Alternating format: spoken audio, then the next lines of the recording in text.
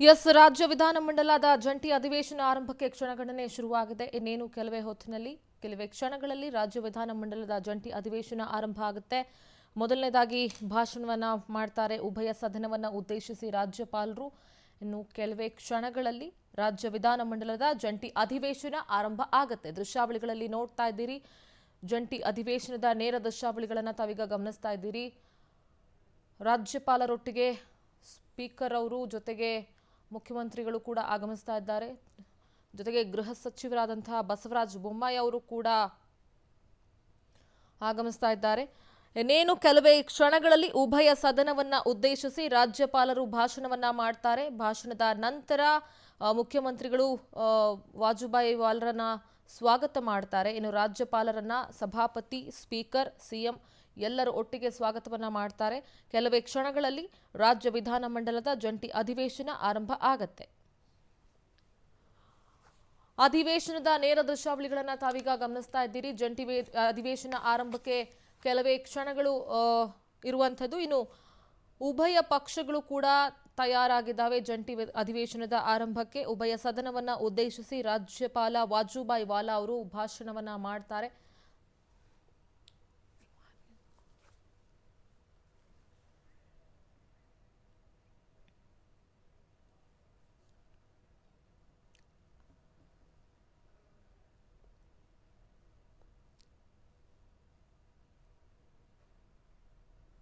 S ಜಂಟಿ ಅಧಿವೇಶನಕ್ಕೆ ಇದೀಗ ರಾಜ್ಯಪಾಲರು ಆಗಮಿಸಿದ್ದಾರೆ.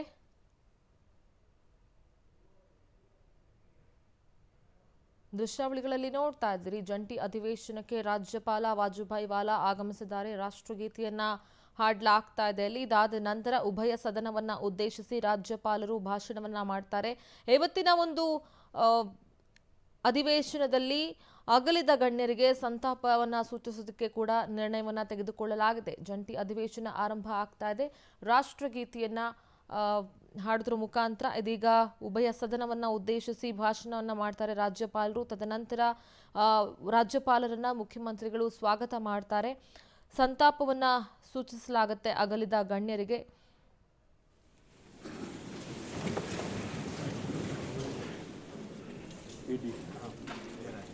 ಎಸ್ ರಾಜ್ಯ ವಿಧಾನಮಂಡಲದ ಜಂಟಿ ಅಧಿವೇಶನ ಆರಂಭ ಆಗ್ತಾ ಇದೆ. ಜಂಟಿ ಅಧಿವೇಶನಕ್ಕೆ ಉಭಯ ಪಕ್ಷಗಳ ಸದಸ್ಯರು ಕೂಡ ಬಂದಿದ್ದಾರೆ. ಅಗಲಿದ ಗಣ್ಯರಿಗೆ ಇವತ್ತಿನ ಅಧಿವೇಶನದಲ್ಲಿ ಸಂತಾಪ ಕೂಡ ಸೂಚನೆ ಮಾಡಲಾಗುತ್ತೆ. ಸಂತಾಪ ಸೂಚನೆ ಬಳಿಕ ಸದನ ಮುಂದೂಡುವಂತಹ ಸಾಧ್ಯತೆ ಕೂಡ ಇರುತ್ತೆ.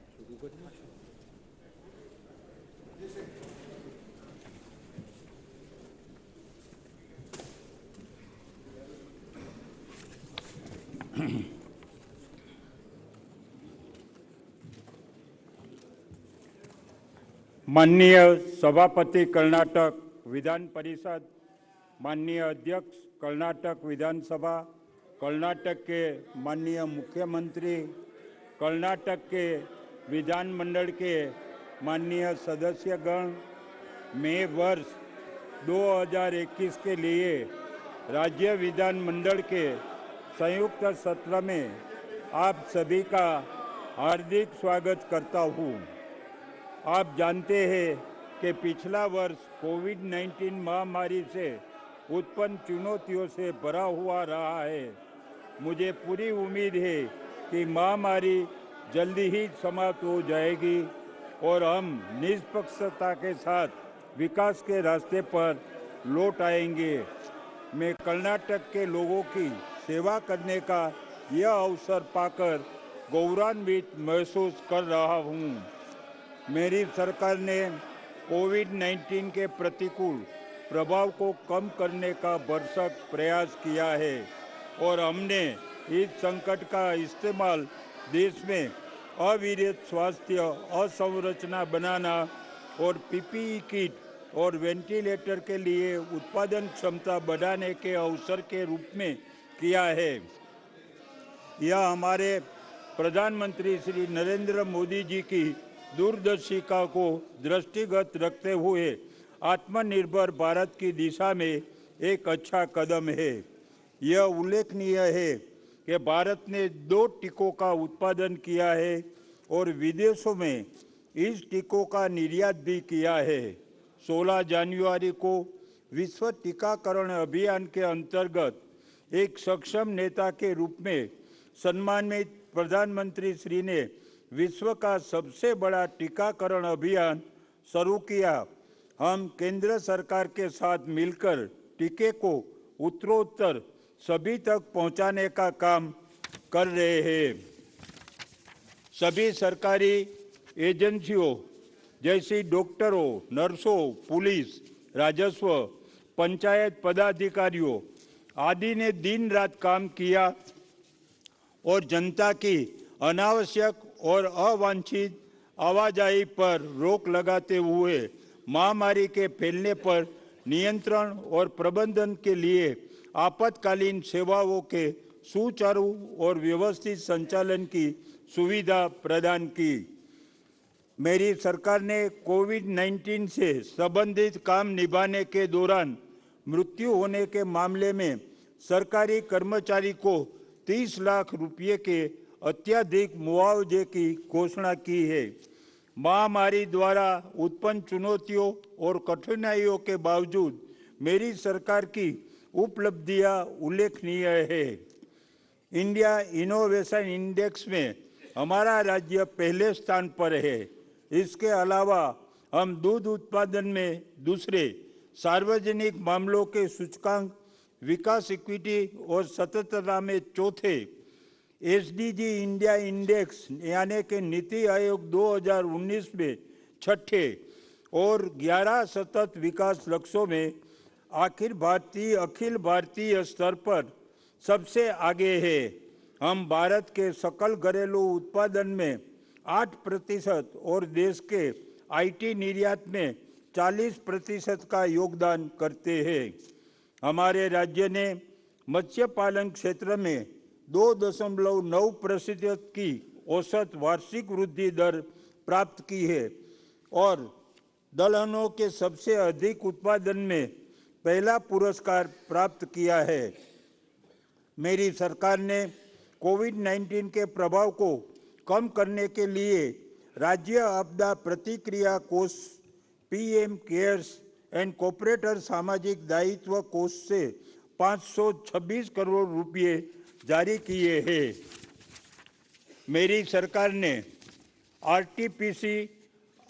आरटी-पीसीआर तकनीक का उपयोग करके 80 लाख से अधिक लोगों की कोविड जांच की है, जो प्रति लाख जनसंख्या पर जांच किए गए व्यक्तियों के मामले में देश में सबसे अधिक है।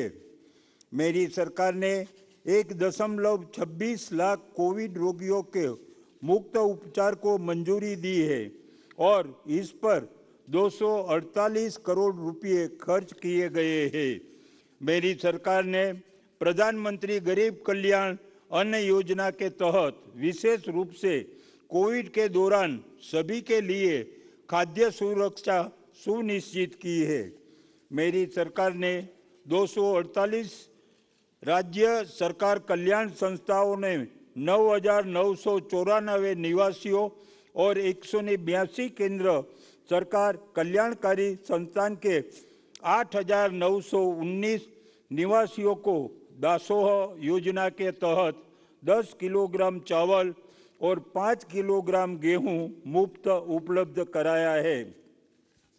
मेरी सरकार ने लॉकडाउन के दौरान फंसे हुए प्रवासी कामगारों के लिए पोषण आहार के 90 लाख पैकेट उपलब्ध कराए और रेलवे से साथ मिलकर उनके गृह राज्यों तक की सुरक्षित यात्रा को सुविधाजनक बनाने के लिए भोजन और अन्य आवश्यकताओं के साथ विशेष श्रमिक गाड़ियों की व्यवस्था भी की।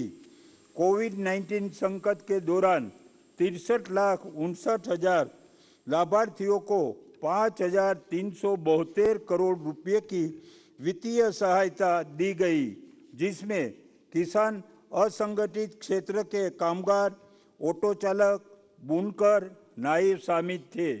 इसके अतिरिक्त कर्नाटक के सभी बीपीएल कार्ड धारकों को प्रधानमंत्री गरीब कल्याण योजना का लाभ दिया गया है। 24 कलाकारों लेखकों को 3.38 करोड़ रुपए की एक बारगी सहायता प्रदान की गई। निर्माणकर्ता निगम की ओर से 16.45 लाख कर्मियों को 824 करोड़ रुपए का अनुदान दिया गया है। मेरी सरकार ने कोविड-19 संकट से प्रभावित 11,770 चमड़ा कारीगरों में से प्रत्येक को 5,000 रुपये जारी किए। मेरी सरकार ने प्रधानमंत्री किसान सम्मान निधि योजना के तहत 1,020 करोड़ रुपये के 51 लाख किसानों को प्रति किसान 2,000 रुपये की अतिरिक्त राशि प्रदान की है। मेरी सरकार ने 61,379 मेट्रिक टन धान, 1.93 लाख मेट्रिक टन रागी और 9,256 मेट्रिक टन ज्वार की खरीद करके किसानों को न्यूनतम समर्थन मूल्य का लाभ दिया है। उद्योगों सहित बिजली उपभोक्ताओं को भी विभिन्न राहतों और प्रोत्साहन दिए गए हैं। राज्य में फंसे पर्यटकों की सहायता और सुविधा के लिए हेल्पलाइन और सहायता केंद्र स्थापित किए गए। कुल मिलाकर 37 देशों के 6,780 विदेशी पर्यटकों को अपने देश लौटाने की सुविधा प्रदान की गई। मेरी सरकार ने विजन 2030 तैयार किया है, जिसमें नवोन्मेषी रणनीतियों और पहलों को शामिल किया गया है ताकि राज्य को भूख और एनीमिया से मुक्त और साथ ही लिंग अनुकूल बनाने के लिए संयुक्त राष्ट्र सतत विकास लक्ष्य को प्राप्त किया जा सके। मेरी सरकार ने प्रधानमंत्री कृषि सिंचाई योजना के तहत 46,368 जल संचलन संरचनाएं बनाई है, जिसके 1.88 लाख हेक्टेयर भूमि सुरक्षा सिंचाई के तहत लाई गई है, जिससे वर्षा सिंचित क्षेत्र में 2.76 लाख किसान लाभान्वित हुए हैं। मेरी सरकार ने पुनर्निर्माण मौसम आधारित फसल बीमा योजना के तहत 2.4 लाख मामलों को दर्ज करके 1.4 लाख किसानों को लाभान्वित किया गया है। खरीफ 2019-20 के संबंध में 3.11 करोड़ में 296 करोड़ का दावा बीमा कंपनियों द्वारा निपटा दिया गया है। खरीफ 2020 में सर्वेक्षण किए गए 2.10 करोड़ भूखंडों में से लगभग 80 लाख भूखंडों को किसानों द्वारा स्वयं अपलोड किया गया था। कर्नाटक में किसान के सक्रिय सहयोग द्वारा फसल सर्वेक्षण डाटा का डिजिटीकरण करके भारत सरकार ने प्रशंसा की है। 23,064 हेक्टेयर क्षेत्र में बागबानी फसलों का विस्तार किया गया है। 32,878 हेक्टेयर में ड्रिप सिंचाई प्रणाली स्थापित है। 3,438 हेक्टेयर में एकीकृत कीट और रोग प्रबंधन किया गया है। 1,089 एकलितर प्रबंधन इकाइयों को स्थापित करने के लिए सहायता प्रदान की गई है। मेरी सरकार ने 2020-21 से 2026-27 तक राज्य के 21 जिलों में जल संचयन संरचना को निर्माण के लिए अभिनव विकास के माध्यम से कृषि पुनरुद्धार के लिए पनधारा पुनर्जीवित करने की विश्व बैंक की परियोजना को 600 करोड़ रुपए के बजट के साथ अनुमोदित किया है। मेरी सरकार ने 4,540 करोड़ रुपए की आर्थिक प्रगति के साथ महात्मा गांधी राष्ट्रीय ग्रामीण रोजगार गारंटी योजना के तहत कुल 1,194 लाख श्रम दिवस सृजित किए हैं। मेरी सरकार ने 300 करोड़ रुपए की अनुमानित लागत से रामनगर, चिकमंगलुरु, बेंगलुरु, मांड्या, कोप्पल, बेलगावी और उडुपी जिले में लिफ्ट सिंचाई योजना के निर्माण के लिए प्रशासनिक स्वीकृति दी है। मेरी सरकार ने 142 करोड़ रुपए की अनुमानित लागत पर बल्लारी, चित्रदुर्गा और हुबली धारवाड़ के शहरी स्थानिक निकायों में पीपीपी आधारित अपशिष्ट जल का उपचार शुरू किया है।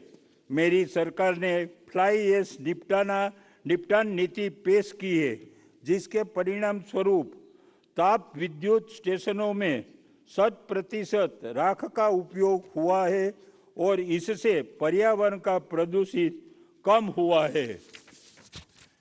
मेरी सरकार ने देश में पहली बार ग्रीन इंडेक्स टूल किट विकसित की है और राष्ट्रीय हरित फसल कार्यक्रम के सफल कार्यान्वयन के लिए मुझे यह बताते हुए खुशी हो रही है कि 14,971 मेगावाट की संचयी स्थापित क्षमता के साथ कर्नाटक देश में अक्षय ऊर्जा में पहले स्थान पर है। मेरी सरकार ने केंद्र प्रायोजित योजना दीनदयाल उपाध्याय ग्राम ज्योति योजना और सौभाग्य योजना के तहत 14,320 गैर विद्युतीकृत घरों का विद्युतीकरण किया है। मेरी सरकार ने अनुसूचित जाति, अनुसूचित जनजाति के किसानों और उन सभी किसानों को जिनके आईपी सेट 10 HP से नीचे है, मुफ्त बिजली की आपूर्ति सुनिश्चित करने के लिए 11,250 करोड़ रुपए की सब्सिडी प्रदान की है। मेरी सरकार ने शिक्षक और अभिभावक हेल्पलाइन शिक्षा मित्र और मक्कमवाली यूट्यूब चैनल का लॉन्च किया है, जिसने पूरे देश का ध्यान आकर्षित किया है। स्कूल के पाठ्यक्रम को संक्षिप्त शैक्षणिक अवधि के लिए फिर से बनाया गया है। मेरी सरकार ने पूर्व छात्र संघों और विभिन्न संगठनों ने दान एकत्र करके लिए माई स्कूल माई कंट्रीब्यूशन यानी नन्ना साले नन्ना कोडुगे नामक एक अभिनव कार्यक्रम शुरू किया है। आज तक जनप्रतिनिधियों, समुदाय के गणमान्य लोगों, स्वयंसेवी संगठनों ने 1500 स्कूलों को इसके अंतर्गत अपनाया है। मेरी सरकार ने लर्निंग मैनेजमेंट सिस्टम की शुरुआत करके कॉलेज में गुणवत्तापूर्वक शिक्षकों को बढ़ावा दिया है, जो छात्रों को वेब आधारित प्लेटफॉर्म, ऐप और स्मार्ट कक्षा के माध्यम से विषय सामग्री का उपयोग करने की अनुमति देगा। मेरी सरकार ने 150 सरकारी औद्योगिक प्रशिक्षण संस्थाओं के उन्नयन के लिए टाटा टेक्नोलॉजी लिमिटेड के साथ एक समझौता पर हस्ताक्षर किए हैं। मेरी सरकार ने केंद्र प्रायोजित योजना के तहत चिक्काबल्लापुर, हावेरी, यादगिरी और चिकमंगलुरु जिले में से प्रत्येक जिले में 325 करोड़ रुपए की लागत से एक मेडिकल कॉलेज मंजूर किए हैं। मेरी सरकार ने कल्याण कर्नाटक के लोगों को लाभ पहुंचाने के लिए कलबुर्गी में 300 बिस्तरों की क्षमता वाली अस्पताल की Jayadeva cardiology and research institute के निर्माण कार्य को शुरू किया है। मेरी सरकार ने 2020-21 के लिए कल्याण कर्नाटक क्षेत्रीय विकास बोर्ड को 1132 करोड़ रुपए का आवंटन प्रदान किया है। इस क्षेत्र का एकीकृत विकास को सुनिश्चित करने के लिए 300 करोड़ रुपए की वित्तीय सहायता से कल्याण कर्नाटक मानव संसाधन, कृषि और सांस्कृतिक संघ की स्थापना की गई है। 100 करोड़ रुपए जारी कर दिए गए हैं। मेरी सरकार ने बसव कल्याण में अनुभव मंडप का निर्माण करने के लिए 600 करोड़ रुपए स्वीकृत किए हैं। इसके लिए 100 करोड़ रुपए पहले ही जारी किए जा चुके हैं ताकि उसे एक अंतर्राष्ट्रीय सांस्कृतिक और विरासत केंद्र के रूप में विकसित किया जा सके। मेरी सरकार ने बेंगलुरु शहर के प्रशासन के लिए एक पृथक विधान के रूप में बृहद बेंगलुरु महानगर पालिका अधिनियम बनाया है और बेंगलुरु में रहने वाले लोगों के जीवन की गुणवत्ता में सुधार के लिए बेंगलुरु मिशन 2022 शुरू किया है। बेंगलुरु शहर में बुनियादी ढांचे और विकासात्मक कार्यों के लिए 8,015 करोड़ रुपए अनुमोदित किए हैं। मेरी सरकार ने नवनगरोत्थान कार्यक्रम के तहत 1,060 करोड़ की लागत के नालों के निर्माण को मंजूरी दी है। बीबीएमपी के तहत हाल ही में शामिल किए गए 110 गांवों को भूमिगत जल निकासी सुविधा प्रदान करने के लिए 1,000 करोड़ रुपए मंजूर किए गए हैं। नगरोत्थान के तीसरे चरण के तहत 263 शहरी स्थानीय निकायों में 1,598 कार्य पूरे हो चुके हैं। मेरी सरकार ने 14,909 आवास इकाइयों के निर्माण के लिए 256 एकड़ के क्षेत्र में 35 आवास परियोजनाएं शुरू की है। मेरी सरकार ने स्वच्छ भारत के मिशन के तहत 3.15 लाख व्यक्ति घरेलू शौचालय का निर्माण किया गया है और अमृत योजना के तहत 1,680 करोड़ रुपए की राशि के 306 कार्य पूरे किए गए हैं। मेरी सरकार ने स्मार्ट सिटी मिशन के उपयोग के तहत 400 करोड़ रुपए की 162 परियोजना पूरी की और 7 स्मार्ट सिटी शहरों में 6,233 करोड़ की लागत वाली 345 परियोजना पर काम अभी चल रहा है। विश्व बैंक से सहायता प्राप्त कार्यक्रम के तहत बेलगावी, कलबुर्गी और हुबली धारवाड़ के समस्त निगम क्षेत्र में 24 घंटे जल की आपूर्ति के लिए 2,848 करोड़ रुपए की अनुमानित लागत से काम किया गया है। 1,602 करोड़ रुपए की अनुमानित लागत पर राज्य भर में 24 घंटे जल आपूर्ति परियोजना और 1,103 करोड़ रुपए की अनुमानित लागत पर 24 भूमिगत जल निकासी परियोजना पर भी काम किया गया है। मेरी सरकार ने निर्माणाधीन मेट्रो कार्य को पूरा करने को उच्च प्राथमिकता दी है। चरण 2 और चरण 2A का काम प्रगति पर है और वर्ष 2022 तक 75 किलोमीटर मेट्रो लाइन बनाने का लक्ष्य है। Bengaluru metro rail corporation limited और बेंगलुरु मेट्रोपॉलिटन ट्रांसपोर्ट कॉरपोरेशन द्वारा इस वर्ष के दौरान वन नेशन वन कार्ड का प्रयोग करते हुए स्वसंचालित किराया संग्रह प्रणाली स्थापित की जाएगी। बेंगलुरु में यातायात की भीड़भाड़ को कम करने के लिए भारत सरकार ने कर्नाटक सरकार के साथ मिलकर 15,767 करोड़ रुपए की लागत से बेंगलुरु उपनगरीय रेल परियोजना का अनुमोदन किया है। बेंगलुरु मेट्रोपॉलिटन ट्रांसपोर्ट कॉरपोरेशन को इस वर्ष 6 राष्ट्रीय और अंतर्राष्ट्रीय पुरस्कार मिले हैं। मेरी सरकार ने 3,459 किलोमीटर सड़क और 202 पुलों के निर्माण के लिए 4,755 करोड़ रुपए खर्च किए हैं। अनुसूचित जाति और अनुसूचित जनजाति कॉलोनियों में 4,447 किलोमीटर की कंक्रीट सड़कें बनाई जाई। एक विशेष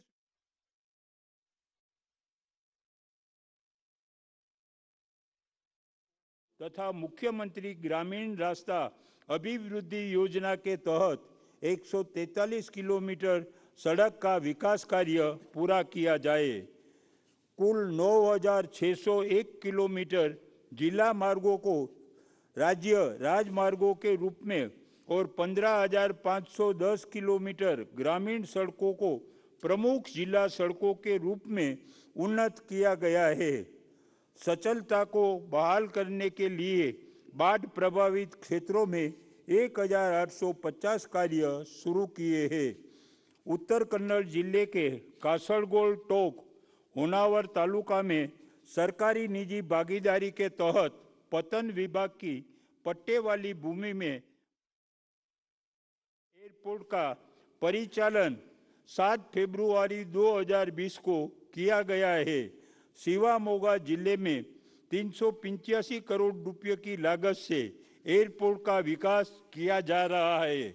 उत्तर कन्नड़ जिले में 27.84 करोड़ रुपये की अनुमानित लागत से नौसेना एयरबेस के समीप सिविल एन्क्लेव के विकास का काम प्रगति पर है।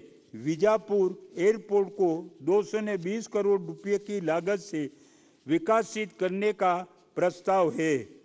मुख्यमंत्री की 1 लाख आवास योजना के तहत 46,499 मकानों में से 31,382 मकानों का निर्माण शुरू कर दिया गया है। स्लम सुधार कार्यक्रम के तहत 150 करोड़ रुपये प्रदान किए गए हैं। प्रधानमंत्री आवास योजना के तहत 4,460 करोड़ रुपये की लागत से अवसंरचना सहित 83,119 मकानों के निर्माण को मंजूरी दी गई है। राजीव आवास योजना के तहत 19,897 मकानों के निर्माण के लिए 1,030 करोड़ की 7 परियोजनाओं को मंजूरी दी गई है। उनमें से 18,570 मकान बनकर तैयार हो चुके हैं। 1,818 स्लम क्षेत्रों में 3.36 लाख परिवारों को हक पत्र जारी किया चुका है। शहरी क्षेत्रों में 74,574 साइट और ग्रामीण क्षेत्र में 48,161 साइट वितरण के लिए तैयार है। कारखाना अधिनियम के तहत एक बार में 15 साल तक लाइसेंस के पंजीकरण यानी नवीनीकरण की अनुमति देकर श्रम कानून का सरलीकरण किया गया है और स्वचालित नवीनीकरण प्रणाली शुरू करके लाइसेंस नवीनीकरण की प्रक्रिया समाप्त की गई है। महिला कर्मचारी को 24 घंटे कारखानों में काम करने की अनुमति देने के लिए अधिसूचना जारी की गई है और प्रति तिमाही ओवरटाइम काम के घंटे की संख्या 75 से बढ़कर 125 घंटे की गई है। मेरी सरकार ने पिछड़े वर्गों के 26,552 लोगों के लाभ के लिए स्वरोजगार योजनाओं, अरिवु शिक्षा ऋण और गंगा कल्याण सिंचाई योजनाओं के क्रियान्वयन पर 215 करोड़ रुपये खर्च किए हैं। मेरी सरकार ने अनुसूचित जाति के विकास के लिए 17,863 करोड़ रुपया और अनुसूचित जाति के विकास के लिए 7,754 करोड़ रुपये आवंटित किए हैं। विभिन्न निगमों के माध्यम से 15,837 अजा लाभार्थियों को ऋण दिया गया है। भूमि स्वामित्व योजना के तहत लाभार्थियों के लिए 3,061 एकड़ भूमि खरीदी और वितरित की गई है। शिक्षण की गुणवत्ता में सुधार करने के लिए कर्नाटक आवासीय शैक्षिक संस्था सोसाइटी के आवासीय विद्यालयों में 1,021 शिक्षण और गैर शिक्षण कर्मचारियों को नियुक्त किया गया है। मेरी सरकार ने कर्नाटक इनोवेशन अथॉरिटी की स्थापना की है। कर्नाटक डिजिटल इकोनॉमी मिशन को सार्वजनिक निजी भागीदारी पद्धति से स्थापित किया गया है ताकि नवाचार को सम्मानित किया जा सके, निवेश को बढ़ावा दिया जा सके, रणनीति की जा सके और ब्रोडिंग को बढ़ावा और वैश्विक नवाचार गठजोड़ स्थापित करने की नई पहल का प्रस्ताव किया जा सके।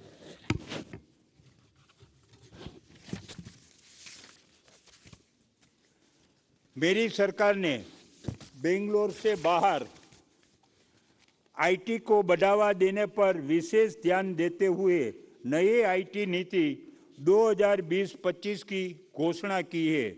वार्षिक flagship event Bengaluru tech summit का आयोजन एक आभासी मंच पर सफलतापूर्वक किया गया, जिसमें 25 विदेशी देशों की भागीदारी थी।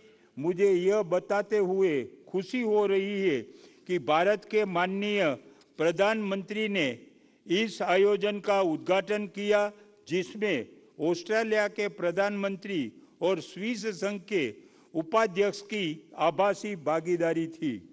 मेरी सरकार ने नीति आयोग की तर्ज पर एक विशेष इंटर्नशिप अभियान शुरू किया, जो स्नातक युवाओं ने अभिनव समाधान की मांग करता है। अब तक 35 कार्य पूरे हो चुके हैं और 50 प्रगति पर है। मेरी सरकार ने विधानसौधा में स्थित मुख्यमंत्री कार्यालय से लेकर जिला स्तर के कार्यालयों तक ई ऑफिस सुविधा का विस्तार किया है। बेंगलुरु में जन सेवक सेवा शुरू की गई और नागरिकों को 42,000 से अधिक सरकारी सेवाओं पर घर बैठे दी गई। ग्राम स्तर पर सभी नागरिक केंद्रित गतिविधि के लिए ग्राम प्रथम को एकल बिंदु सहायता केंद्र के रूप में परिकल्पित किया गया है। कर्नाटक वन विभाग के सहयोग से कर्नाटक राज्य रिमोट सेंसिंग एप्लीकेशन सेंटर ने जंगल की आग के कारण जंगल को होने वाले नुकसान को रोकने के लिए एक फॉरेस्ट फायर मॉनिटरिंग सेल की स्थापना की है। पूरे बजटीय आवंटन की निगरानी के लिए सेंटर फॉर स्मार्ट गवर्नेंस के सहयोग से योजना विभाग ने अवलोकन पोर्टल शुरू किया गया। 20,000 कार्यान्वयन अधिकारियों द्वारा 1800 योजनाओं की निगरानी की गई। मेरी सरकार ने प्रतिवर्ष 10% औद्योगिक विकास को बनाए रखने के मिशन के साथ नई औद्योगिक नीति 2020-2025 पेश की, जिसमें 5 लाख करोड़ रुपए के निवेश को आकर्षित करना, 20 लाख व्यक्तियों के लिए रोजगार के लिए अवसर पैदा करना और प्रौद्योगिकी अपनाना और नवाचार के लिए इकोसिस्टम को सक्षम बनाना शामिल है। मेरी सरकार ने 53,295 करोड़ रुपए की निवेश क्षमता के साथ 366 परियोजनाओं को मंजूरी दी है, जिसका उद्देश्य इस वर्ष के दौरान 1.54 लाख नौकरियों पैदा करना है। उद्योगों को भूमि की आसान उपलब्धता को बढ़ावा देने के लिए मेरी सरकार ने कर्नाटक भूमि सुधार अधिनियम 1961 में संशोधन किया है।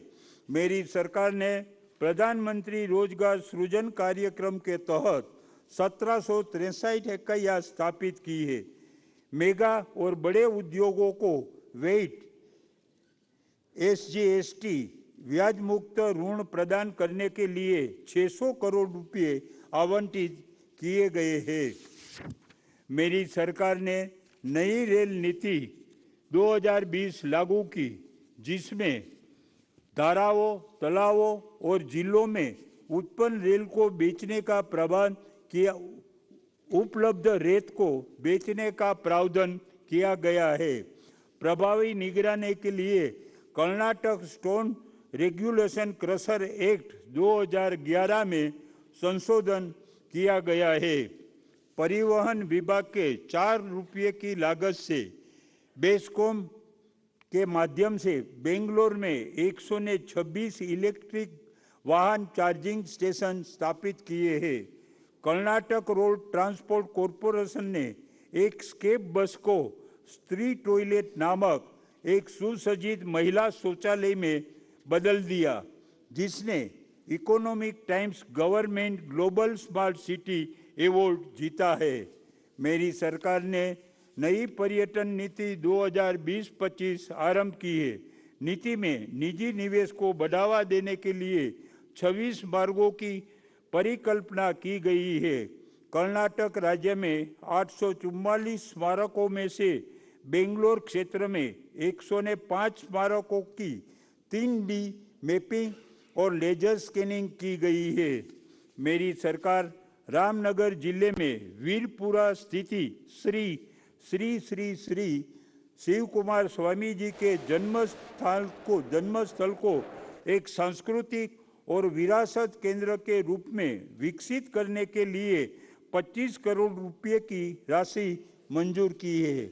रामनगर जिले के बानंदुर गांव स्थित श्री श्री श्री बाल गंगाधरन नाथ स्वामी जी के जन्म स्थान को भी एक सांस्कृतिक और विरासत केंद्र के रूप में विकसित करने के लिए 25 करोड़ रुपए मंजूर किए गए हैं। मेरी सरकार ने कर्नाटक के पूर्व मुख्यमंत्री स्वर्गीय श्री एस निजलिंगाप्पा के चित्रदुर्गा जिले में स्थित जन्म स्थान को विकसित करने की योजना बनाई है। मेरी सरकार ने 25 करोड़ रुपए की लागत से बेंगलुरु अंतर्राष्ट्रीय विमानपत्तन के परिसर में नाथ प्रभु के केम्पेगौड़ा की प्रतिमा स्थापित करने का निर्णय लिया है।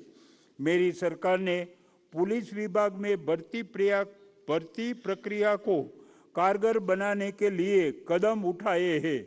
2019-20 के दौरान 603 सब इंस्पेक्टर और 3,566 पुलिस कांस्टेबल भर्ती किए गए हैं। वर्ष 2020-21 के लिए सब इंस्पेक्टरों के 653 पदों और पुलिस कांस्टेबल के 6,685 पदों पर भर्ती की प्रक्रिया चल रही है। पुलिस विभाग में सभी भर्तियां में खिलाड़ियों के लिए 2% कोटा निर्धारित किया गया है, जिससे पुलिस बल में शारीरिक फिटनेस और खेल कूद को बढ़ावा मिलेगा। मेरी सरकार ने कर्नाटक राज्य अग्निशमन और आपातकालीन सेवाओं के लिए 1,561 कर्मी की भर्ती शुरू की है। अग्निशमन बल ने 2,051 मानव जीवन और 482 करोड़ रुपए की सार्वजनिक और निजी संपत्ति बचाई है। सरकार ने 25 करोड़ रुपए की लागत से 90 मीटर ऊंचाई के एरियल लेडर प्लेटफॉर्म की खरीदी को मंजूरी दी है। यह आग बुझाना और बचाव अभियान के लिए देश की सबसे ऊंची सीढ़ी होगी। मेरी सरकार ने आपदा प्रबंधन के लिए उन्नत बचाव उपकरणों के लिए 30 करोड़ रुपए मंजूर किए हैं। मेरी सरकार ने ड्रग्स के खिलाफ युद्ध की घोषणा की है। समाज विशेष रूप से युवाओं पर ड्रग्स के प्रतिकूल प्रभाव को ध्यान में रखते हुए सभी कानून प्रवर्तन एजेंसियों ने मादक पदार्थ की तस्करी, परिवहन और उनकी खपत की रोकथाम और नियंत्रण के लिए अपने प्रयासों को समन्वित किया है। 4,066 मामले में दर्ज किए गए और 34 करोड़ रुपए की नारकोटिक्स जब्त की गई। राज्य भर में संकटपूर्ण कॉल पर तुरंत कार्रवाई करने के लिए 80 करोड़ रुपए की लागत से केंद्रीय कमांड केंद्र के निर्माण के लिए स्वीकृति दी गई है। पुलिस गृह 2025 योजना के तहत 2,000 करोड़ रुपए की लागत से अगले 5 वर्ष में 10,000 पुलिस क्वार्टर बनाने के लिए प्रशासनिक स्वीकृति दी गई है। बेंगलोर के मडीवाला में 30 करोड़ रुपए की लागत से forensic science and technology centre का निर्माण किया गया है। अगस्त से अक्टूबर 2020 के दौरान बाढ़ की 3 घटनाएं से निपटने के लिए मेरी सरकार ने तेजी से और अच्छी तरह से समन्वय किया। फायर और इमरजेंसी सर्विस और एसडीआरएफ के अलावा 16 एनडीआरएफ टीमों, 4 आर्मी कॉलम तैनात किए गए थे। साथ ही 4 आईएएफ हेलीकॉप्टर को तैयार रखा था। संयुक्त बचाव दल द्वारा लगभग 5016 लोगों को बचाया गया। लगभग 52,253 बाढ़ प्रभावित लोगों को शरण देने के लिए 313 राहत शिविर खोले गए। 27,773 बाढ़ प्रभावित परिवारों के प्रत्येक को 10,000 रुपये की राहत दी गई है, जिसमें से 6,200 रुपये राज्य सरकार द्वारा वहन किए गए हैं।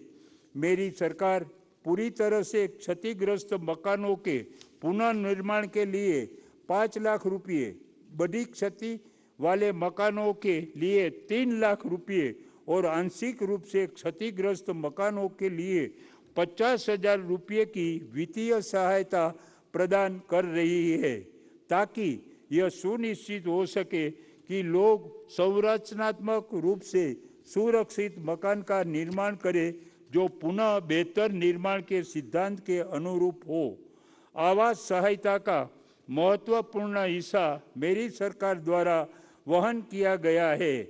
आवास सहायता के लिए 152 करोड़ रुपये जारी किए गए हैं। मेरी सरकार ने 9,22,605 बाढ़ प्रभावित किसानों के बैंक खाते में सीधे 710 करोड़ रुपये की इनपुट सब्सिडी प्रदान की है।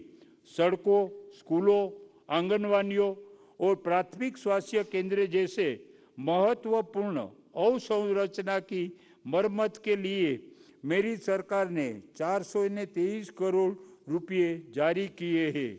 कुल मिलकर बाढ़ राहत के लिए 1,343 करोड़ रुपये जारी किए गए हैं। वर्तमान चुनौतियों के बावजूद मेरी सरकार ने वाणिज्यिक करों के माध्यम से 30,467 करोड़ रुपया और उत्पादन शुल्क विभाग के माध्यम से 16,728 करोड़ रुपये एकत्र किए हैं, ताकि राज्य के विकास कार्यक्रमों के लिए आसानी से वित्त पोषण सुनिश्चित हो सके। मेरी सरकार ने राज्य में सभी विभागों में एकीकृत वित्तीय प्रबंधन प्रणाली એટલે IFMS की भी लागू की है, ताकि नागरिकों के उनके कर का भुगतान ऑनलाइन करने में मदद मिल सके। मैं वर्तमान चुनौतियों से निपटने और कर्नाटक को देश में नंबर 1 राज्य बनाने के लिए आवश्यक विभिन्न नवाचार उपायों के बारे में वाद विवाद करने और उस पर चर्चा करने के लिए सभी सदस्यों को सहयोग की अपेक्षा करता हूं। जय हिंद, जय कर्नाटक।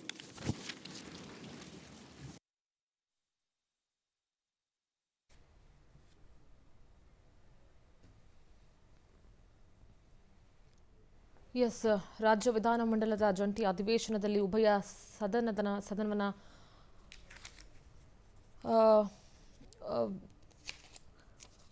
ರಾಜ್ಯಪಾಲರು ಭಾಷಣವನ್ನ ಮಾಡಿದ್ದು, ಉಭಯ ಸದನವನ್ನ ಉದ್ದೇಶಿಸಿ ಆತ್ಮನಿರ್ಭರ್ ಯೋಜನೆಗೆ ನಮ್ಮ ಸಂಪೂರ್ಣ ಸಹಕಾರ ಇದೆ, ಕೊರೋನಾ ಮಧ್ಯೆ ರಾಜ್ಯದಲ್ಲಿ ಅಭಿವೃದ್ಧಿ ಕಾರ್ಯಗಳು ನಡೀತಾ ಇದೆ ಅಂತ ಹೇಳಿ ರಾಜ್ಯಕ್ಕೆ ಸಂಬಂಧಪಟ್ಟಂತಹ ರಾಜ್ಯದ ಅಭಿವೃದ್ಧಿಯಲ್ಲಿ ಏನೇನೆಲ್ಲ ಆಗಿದೆ ಅನ್ನುವಂಥ ವಿಚಾರಕ್ಕೆ ಸಂಬಂಧಪಟ್ಟಂತೆ ಅನೇಕ ಮಾಹಿತಿಗಳನ್ನು ನೀಡ್ತಾ ಹೋದರು ತಮ್ಮ ಭಾಷಣದಲ್ಲಿ.